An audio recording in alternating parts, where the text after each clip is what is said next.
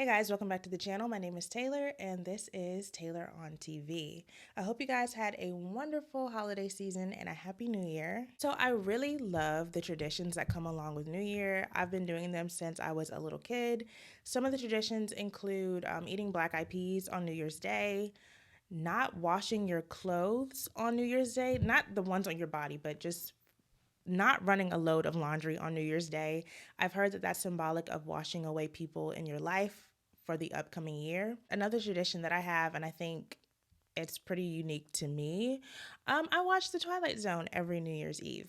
So I love watching Twilight Zone on New Year's Eve, and depending on who you ask, this could either be really symbolic and beautiful, poetic, if you will, or it could be really corny and cheesy. So let me explain why I do it. So basically, I like watching the Twilight Zone leading into the new year. What I do is I turn my phone off or just put it down. That'll do.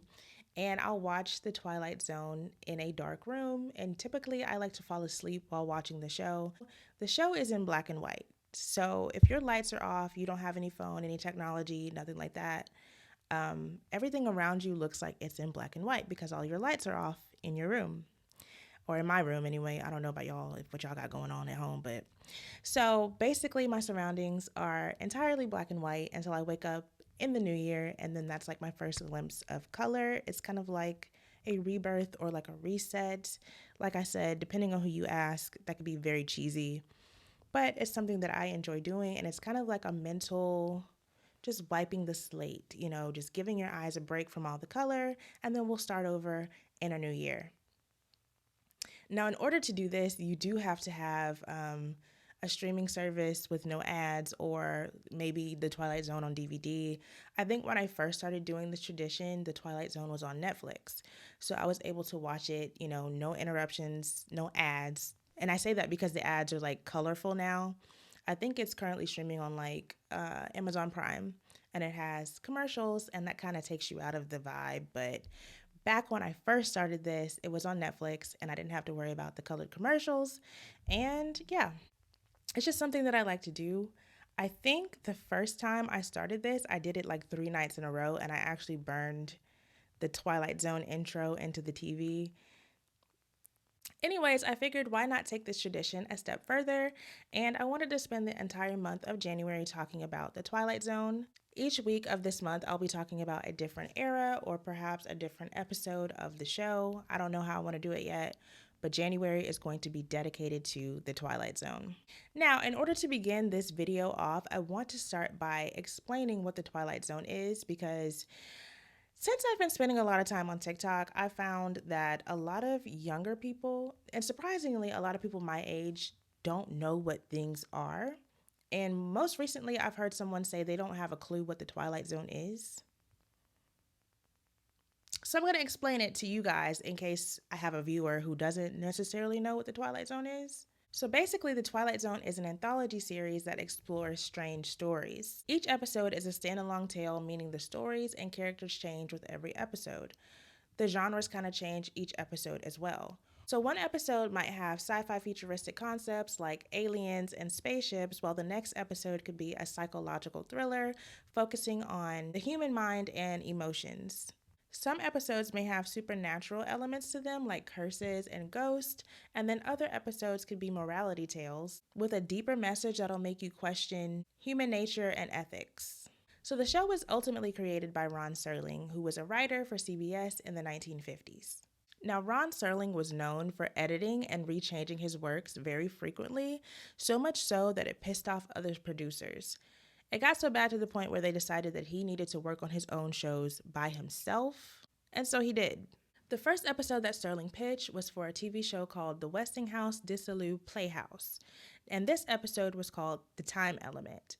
The Time Element featured a man who travels through time and is sent back to Honolulu in 1941 and attempts to try to prevent the attack on Pearl Harbor by warning people that the attack was coming, and of course, the people did not believe him. This show was such a hit with viewers because at the time, a lot of people weren't used to watching plot twists or surprise ending type TV shows.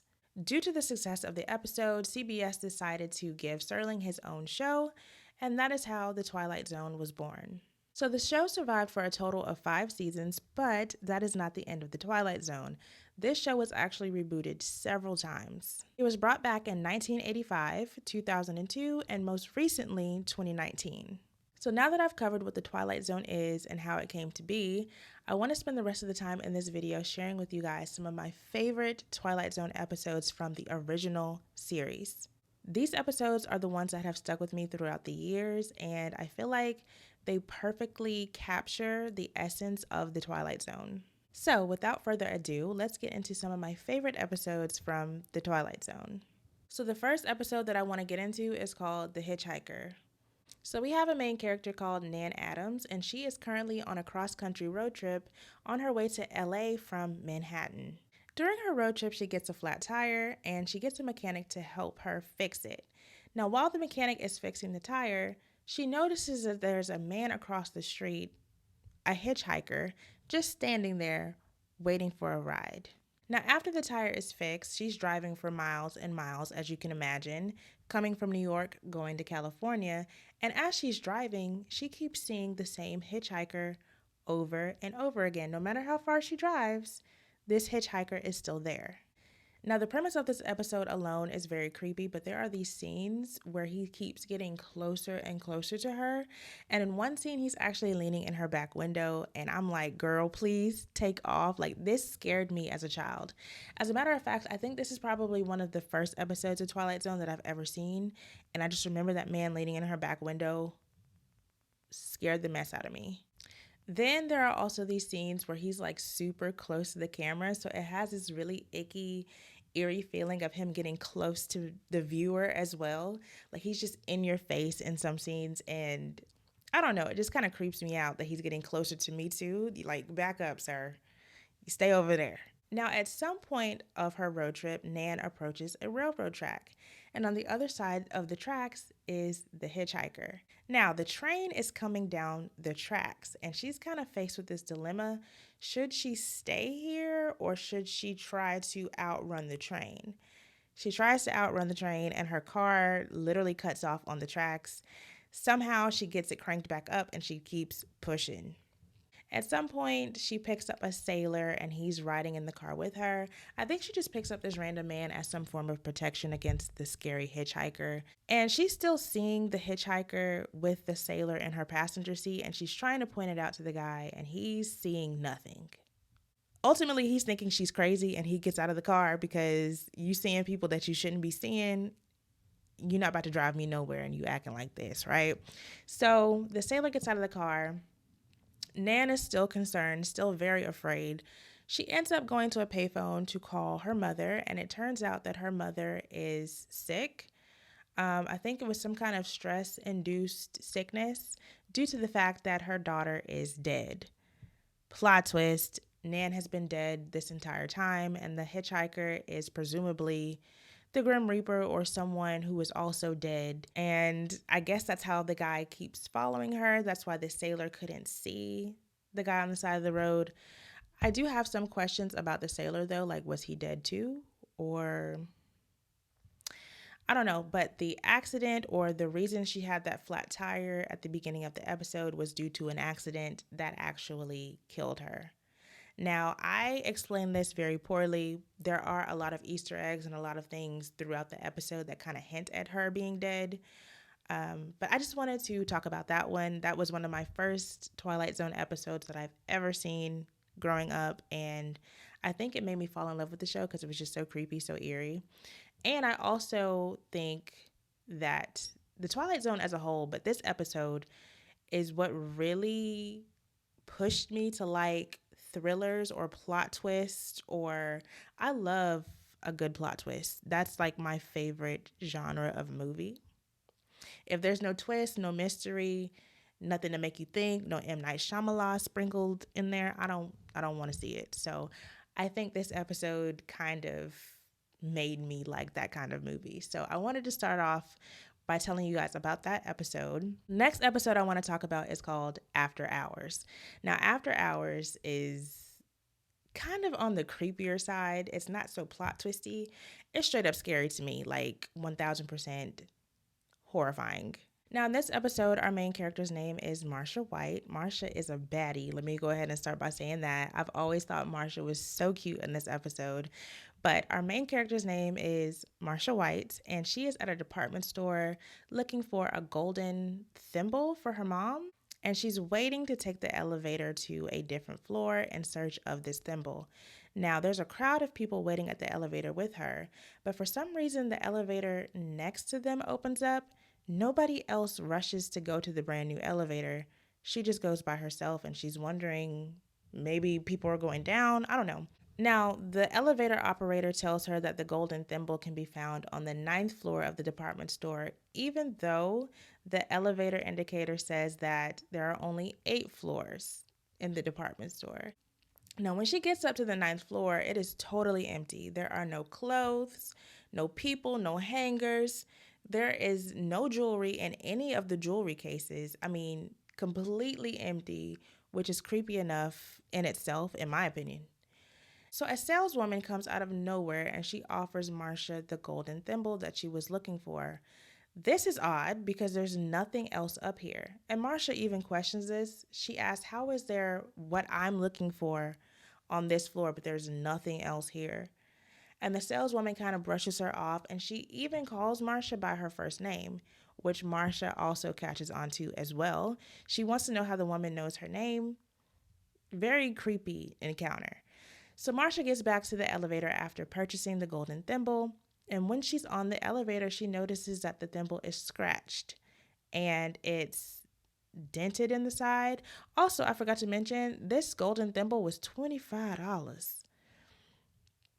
I wonder how much a golden thimble, I'm about to look it up. Hold on. Because $25 seems a little odd to me. Like, I don't know if that's too high. I don't know if that's too low. All right, so I'm kind of torn. So on Amazon, you can get 40 gold sewing thimbles for $5.99, like in a pack. But then I'm also seeing that an Art Deco 9-karat gold thimble is $250. I also see a gold thimble by a general store that's like $6. I kid you not. I see on eBay there is an ad for a vintage rare gold thimble, $25.19. How odd, because that's how much she paid in the show. $25.19. I guess that's on brand for a vintage gold thimble.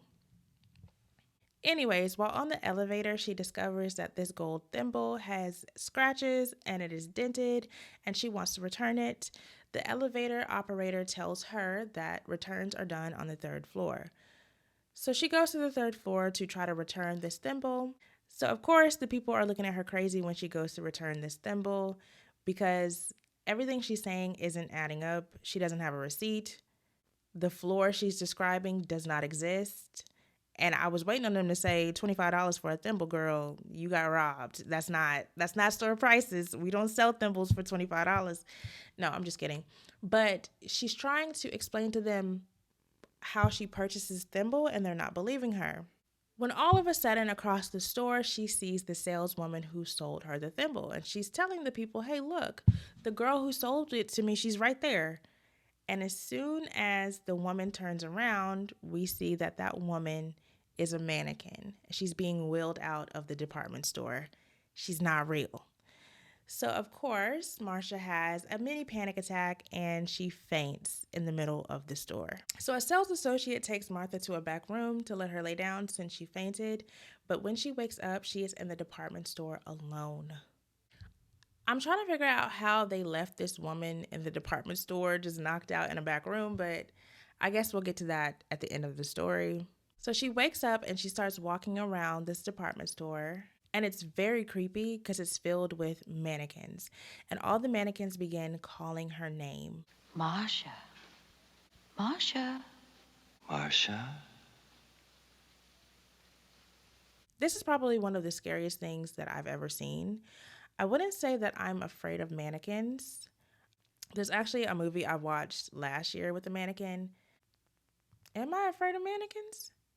I think I might be afraid of mannequins. This episode freaks me out, like the mannequins talking to her.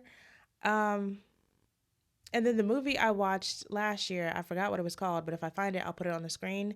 But basically, the premise is a mannequin that is chasing you, and essentially, you can't look away from the mannequin or it'll get closer and closer to you. I might be afraid of mannequins. Anyways, she's in the department store and she is being surrounded by these mannequins and they're all calling her name. When suddenly the saleswoman comes forward and she tells Marsha that she needs to remember. And here is where the plot twist is revealed. Marsha starts to remember she is a mannequin too. So apparently all the mannequins in the department store have this deal going on. They all take turns. I think they take a month at a time going out into the real world and playing as real people. And Marsha went out there and had such a good time that she forgot that she was a mannequin herself. And she actually went over by a day and she's taking away time from the saleswoman. I'm not sure why we're playing these saleswoman games with a thimble. Like, why didn't you just tell me that when I came up in here? Like, girl, it's my turn to get out. I'm not understanding why they're doing that, but evidently, Marsha forgot that she was a mannequin and she needed to come back to the stove and give somebody else a turn to get outside. Now, the next day when the store opens, the sales associate who was trying to help her with the return, he notices that there's a mannequin that looks just like Marsha in the store, and he kind of side eyes it for a second, but that is the end of the episode. I have so many questions. Well, first, I want to say when Marsha woke up on the couch in the department store, you can see how she's laying very perfectly still. And that's kind of like a dead giveaway that she was a mannequin, or like a little Easter egg, or, like a little hint. I like that because she so obviously is laying like a mannequin. Another thing that I want to talk about, or like a question that I have about this episode, who was she buying the thimble for? If she's a mannequin, does she have a mother on the outside, or like, where did that storyline come from? I've always wondered that, but I guess I'll never get the answers. So let's move on to the final episode I want to talk about, and it is called The Man in the Bottle. Now, The Man in the Bottle is kind of like a funny episode to me. I remember the first time I saw it, I actually busted out laughing because what? Like, what are we talking about? It's actually pretty funny. It's not scary to me. It's not even a good plot twist. If anything, it's kind of like The Monkey's Paw from Edgar Allan Poe. This is one of those stories where be careful what you wish for, or your wishes come with different consequences, if you will. So this episode opens up with an elderly woman visiting what I'm presuming to be a pawn shop. She's trying to sell a family heirloom to the pawn shop owner, and she's telling him that she doesn't know how much it costs, but she'll take $1 for it. She really needs the dollar. Now, the pawn shop owner ultimately gives in and gives her $1. And on the way out of the door, the woman admits that it's not a family heirloom. She says she found it in the trash. It's a bottle. I found it. I'm sorry for lying to you, Martin. Is essentially what she said. The pawn shop owner was even trying to tell her that he doesn't have money to spare. He is in debt up to his ears, but he's just doing the right thing and helping a poor woman by giving her $1. And you sat up here and you played this man after he told you he did not have money to give. The pawn shop owner's wife discovers that he gave the woman $1, and she kind of gets on to him because they have bills that are due. They have debt. They're about to lose their shop and everything they own, and yet here he is handing out money. Now, while the couple is arguing in the shop, somehow the shop owner knocks over the bottle that is on the counter, and when the bottle hits the ground, a man in a suit appears, and he is a genie. Now, this genie offers the couple 4 wishes, and like most normal people, they don't believe what's happening. So in order to test this theory, they ask the genie for their first wish, which is to fix their display case in the shop. It has like this big crack in it, and immediately the genie fixes the display case. So now the couple can see that the magic is real, and the next thing that they wish for is $1 million. Pretty reasonable wish, if you ask me. I mean, considering that they're in debt and they have a lot of bills to pay, $1 million makes sense as a wish, right? Wrong. The first thing they do with this $1 million that they have is start passing it out to people in the community. I mean, that's a nice thing to do, but we got bills to pay. So they're literally handing out free money to whoever walks in the door. They attempt to hand a stack to this man that's standing in the doorway, and he says, "No, I don't need any money. I'm actually the IRS, and y'all need to pay y'all taxes on this money. Like, where'd you get this money from?" So the couple assume that they're fine. They have $1 million. Just write us a check for the taxes. We got it. When the man writes the form for how much they owe, they're looking crazy now. They tell the man, "Okay, we'll pay it." They start counting the money that they have left over from passing out to the community. Between what they passed out and what they owe the IRS, they are now left with $5. They had $1 million. I think they said they passed out 60,000 or so. And what they owe the IRS leaves them with only $5. Now, my first question, how does the IRS guy know how much money was in this pile? How do I know that I'm paying the correct amount of taxes? You don't know how much money is in this pile. Anyways, they end up paying the man their money and they're left with $5, and now they looking stupid. Because why didn't you pay your bills off when, I don't know. Anyways, now they're looking stupid. Another thing that I'm questioning, did the IRS find out about the money because they opened the door and were passing it out so freely? Like, if they would have just shut up, would the IRS have known about this money? Anyways, they're sitting there looking stupid, and the genie reappears and offers them their third wish. Now, the couple is pissed off with the genie for whatever reason, saying that it's his fault that they lost their money.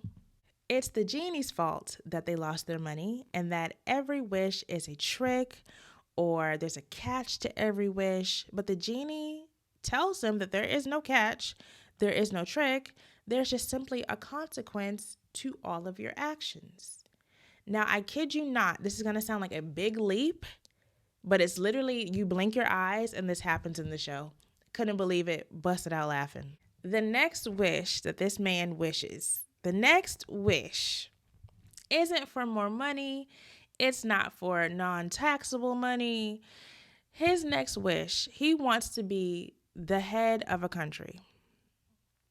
Let me read off the specific wish because I had to look it up because I didn't remember what he said. I just know it was comical to me. He says he wants to be the head of a foreign country who can't be voted out of office, but must be a contemporary country within this century. What kind of wish is that? Where does that come from?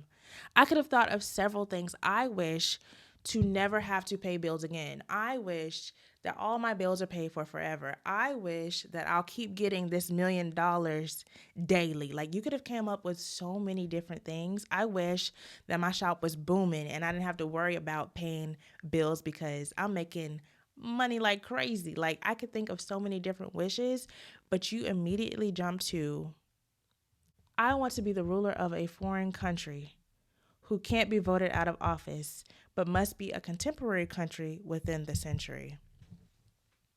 You go from not being able to pay your bills to wanting to be the leader of a foreign country is insane.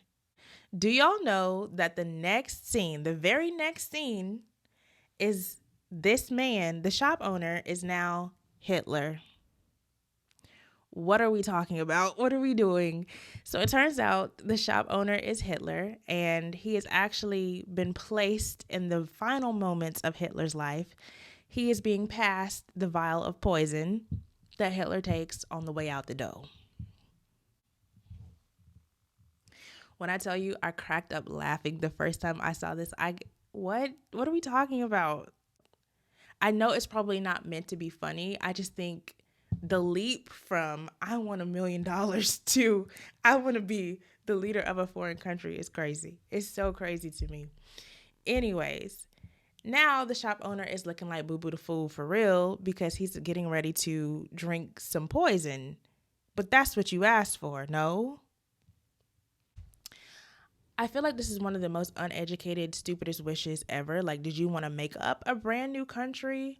Or did you not think about the different country. Which leader did you want to be? Which country did you want to lead? You should have been very specific. Or were you making up some new country? The shop owner does not want to end his life, so he spends his last wish on wishing to be back where he was at the very beginning. He wants everything to just go back to normal. And he throws the poison vial down to the ground, and the poison vial is actually the genie bottle, and he is back in his shop, and everything is back to normal. Him and his wife are now cleaning up this smashed glass, and they're laughing about the wishes, and they're so happy to be back where they were and how terrible everything had gotten. But on the plus side, they at least have the glass fixed on the display case. They at least got one win out of their wishes. As they're finishing up cleaning up the glass on the floor, the husband stands up with the broom in his hand, and he accidentally smashes the glass in the display case, putting them back at square one completely. So that is the end of that episode, and I feel like that's one of the most memorable episodes to me. I really enjoy watching that one. It's so funny. And kind of one of the more lighthearted episodes that, I mean, despite who he becomes, it's one of the more lighthearted episodes of the Twilight Zone. And I also like it because it reminds me of The Monkey's Paw from Edgar Allan Poe. I love a wish story or a wish gone wrong. There are actually a lot of movies that are like that, and I probably should spend a month talking about wishes. Maybe we'll do that this year. So those are some of my favorite episodes from the original Twilight Zone series. I'm going to be talking about some of the reboots throughout the month. I might keep this same format depending on how you guys like this video. Maybe I'll just talk about one episode in great detail, or maybe I'll, give a little backstory to each season or each reboot, if you will, and then giving my favorite episodes from each reboot. What do you guys think about that? Anyways, that is the end of this video. I want you guys to comment down below your favorite Twilight Zone episode, because I don't think I've seen every single Twilight episode, or if I have, I don't remember all of them. So I'd be very interested to know what your favorite Twilight Zone episode is. For this video, let's keep it to the original 1959 version of the Twilight Zone, and then we're going to move on throughout history and some other videos. So, sound good? Anyways, you guys, don't forget to like, comment, and subscribe, and I'll see you guys next time.